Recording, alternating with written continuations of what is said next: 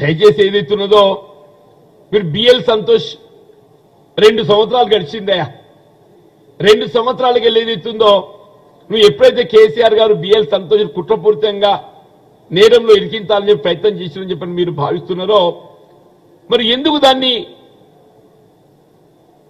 నిలువరింపజేయలేకపోయారు? ఎందుకు వాస్తవాలు వెలికి తీయలేకపోయారు? అంటే మీ సమర్థత ఎంత కనబడుతుంది కదా. ఇవాళ ఏదైతున్నదో ఇవాళ భారతీయ జనతా పార్టీ కేంద్ర ప్రభుత్వ సమర్థత ఎంత అనేది కనబడుతుందని చెప్పి అంటున్నా. స్వయంగా మీ అధినాయకుడిని కేసులో ఇరికించే ప్రయత్నం చేయడం జరిగింది కుట్రపూరితంగా అని చెప్పని మీరు ఎప్పుడైతే భావిస్తున్నారో ఆ కుట్రలు ఛేదించి వాస్తవాలు వెలికి తీసే మరి ఇంతవరకు ఏదైతుందో మరి ఏ విధంగా ఫలితం కనపడతలేదని చెప్పి అంటున్నా. ఇది భారతీయ జనతా పార్టీ సమర్థతకు ప్రతీక అని చెప్పి అంటున్నా. వాళ్ళు ఇవాళ కాంగ్రెస్ పార్టీ గురించి రేవంత్ రెడ్డి గారి గురించి మాట్లాడడం చూస్తుంటే ఆశ్చర్యం కలుగుతుందని చెప్పి అంటున్నా. దయచేసి ఏదైతుందో ప్రత్యర్థి మిత్రులు అన్నట్టు ఏదైతుందో రాజకీయంగా వీళ్ళ కాంగ్రెస్ పార్టీకి బీజేపీ ఏ స్థాయిలో ప్రత్యర్థిగా భావిస్తామో జాతీయ స్థాయిలో బీఆర్ఎస్ కూడా రాష్ట్ర స్థాయిలో అదే స్థాయిలో మేము ప్రత్యర్థిగా భావిస్తామని చెప్పంటాం. మీరు నిన్న పోరాటం ఏదైతుందో బీజేపీ బీఆర్ఎస్ ఇద్దరి సమదృష్టితో మేము ఎన్నికల్లో ఎదుర్కోవడం జరిగింది. కానీ ఆ 2 రాజకీయ పార్టీల కుట్రపూరితంగా ఏదైతుందో కాంగ్రెస్ పార్టీని ఎదుర్కొనే శక్తి లేక బీఆర్ఎస్ ఎట్లా నిర్వీర్యమైపోతుంది రాష్ట్రంలో. బీఆర్ఎస్ ఎట్లా రాష్ట్రంలో నిర్వీర్యం కాబోతుంది. జాతీయ స్థాయిలో ఎన్నడైనా మీకు అండగా నిలబడతామనేటువంటి భావన తలంపునిచ్చి కేసీఆర్ లొంగ తీసుకొని బీఆర్ఎస్ ఏదైతుందో వీళ్ళు బీజేపీకి అనుబంధ సంస్థగా మార్చుకున్నది. బీఆర్ఎస్ ను బీజేపీకి అనుబంధ సంస్థగా మార్చుకున్నది. దాని ప్రతీక ఏదైతుందో వీళ్ళు టెలిఫోన్ ట్యాపింగ్ నుండి కేసీఆర్ ను రక్షించబడే విధంగా ఇంకా ఈ కొత్త డ్రామా తెరపైకి తీసుకొచ్చిందని చెప్పంటారు. మీరు ఎన్ని చేసినా కానీ ఈ టెలిఫోన్ ట్యాపింగ్ వ్యవహారంలో తప్పకుండా గత ప్రభుత్వ అధినేత కేసీఆర్ గారు ఫిక్సప్ కాకుండా ఉండడు. 100% ఆయనే కానీ దానికి సంబంధించిన వ్యక్తులు ఎంత పెద్దవారైనా కానీ అందులో ఫిక్సప్ చేయడం దొరుకుతాయి. ఎందుకంటే because confusion statements have been already recorded కాబట్టి తప్పకుండా వాళ్ళు శిక్షించబడతారు. దయచేసి ఇప్పటికైనా బీజేపీ మీరు డ్రామాలు కట్టిపెట్టండి. అని చెప్పి అంటున్నా. యావత్ రాష్ట్ర ప్రజానికి గమనిస్తున్నారు. ఇవాళ వాస్తవాలు ఏంటనేది 4 ఉద్దులతో బయటకు వస్తుంది. ఏ పార్టీ ఏంటి అనేది 4 ఉద్దులతో బయటకు వస్తుంది. ఈ డ్రామాలు కట్టిపెట్టండి అని చెప్పని హెచ్చరిస్తున్నారు.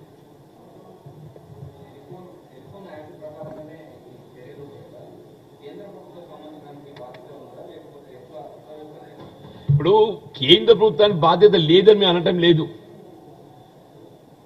వాళ్ళకైనా బాధ్యతని వాళ్ళు చర్యలు తీసుకోండి. మేమైతే అడ్డుకోవటం లేదు కదా. సమగ్ర విచారణ సమర్థవంతంగా రాష్ట్ర ప్రభుత్వం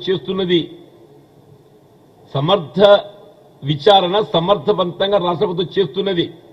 ఇవాళ ఏదైతే మీరు ఏ సిబిఐ విచారణ అని చెప్పని తెరపైకి తీసుకొచ్చే ప్రయత్నం చేస్తున్నారో వాళ్ళు కనీసం ఈ అంశాలను వెలుగులోకి వచ్చేంత వరకు దానిపై నోరెత్తలేదు, పల్లెత్తు దాని గురించి మాట్లాడలేదని చెప్పి అంటున్నా.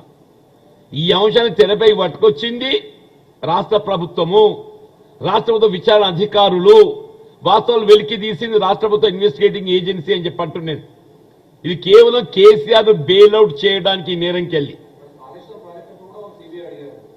వాళ్ళు ఎప్పటికీ ఈ అంశాలు పక్కదారి పట్టించే ప్రయత్నం చేస్తారే. ఇవాళ ఏమంటున్నా జ్యుడిషియల్ ఎంక్వైరీ మించినటువంటి ఒక పారదర్శకత నిష్పక్షపాతంగా విచారణ చేపట్టేటువంటి ఏజెన్సీ ఇది లేదు. ఇవాళ ఏదైతుందో గత ప్రభుత్వంలో జరిగిన మిస్డీడ్స్ కాళేశ్వర ప్రాజెక్టు కానీ భగీరథ కానీ ఏదైనా కానివ్వండి చెప్పంటున్నా ఆ మిస్డీడ్స్ అవినీతి ఆస్కారాలు ఉన్నట్టు అంశాలు అన్నింటిపైన ఏదైతుందో నిష్పక్షపాతంగా విచారణ చేపట్టబడుతుందని చెప్పని తెలియజెప్పడానికి ఏదైతుందో వీళ్ళ జ్యుడిషియల్ ఎంక్వైరీ న్యాయ విచారణ ఆదేశింపజేయడం జరిగింది. దానికి అనుగుణంగా ముందుకు పోతున్నాం. It's not far away. త్వరలో ఏదైతుందో వాస్తవాలు వెలికి రాబోతున్నాయి. సంబంధించిన బాధ్యులపై ఏదైతుందో మరి వాళ్ళు తప్పకుండా నేరారోపణ ఎదుర్కోవాల్సి వస్తుంది. వీళ్ళ భారత శిక్షా స్మృతి అనేది అందరి సమాన స్థాయిలో ఉంటుంది. ఈ అవినీతి అవకతవకల బాధ్యులైనటువంటి వారందరూ కూడా వాళ్ళు ఎవరైనా కానీ గత ప్రభుత్వ హయాంలో బాధ్యత నిర్వర్తించిన ఒక ముఖ్యమంత్రి కేసీఆర్ గారితో సహా అందరు కూడా ఈ ఈ నేరం ఎదుర్కోవాల్సిందే. చూద్దాం, that government will take decision. Government will take decision. ఇప్పుడు జ్యుడిషియల్ ఎంక్వైరీ అనేది they have to give the report అనేది ఆల్రెడీ వాళ్ళు నోటీసెస్ ఇష్యూ చేశారు. సంబంధిత దానిపై వివరాలు ఎవరి ఏమేమి ఉన్నా కానీ అవన్నీ వివరాలు సమర్పించబడే విధంగా అట్లాగే డిపార్ట్మెంట్ ఏజెన్సీస్ కూడా వాళ్ళు నోటీసెస్ జారీ చేసిండ్రు. వాటి తదుపరి ఏదైతే ఉందో definitely they will proceed in couple of months. I think report will come in couple of months.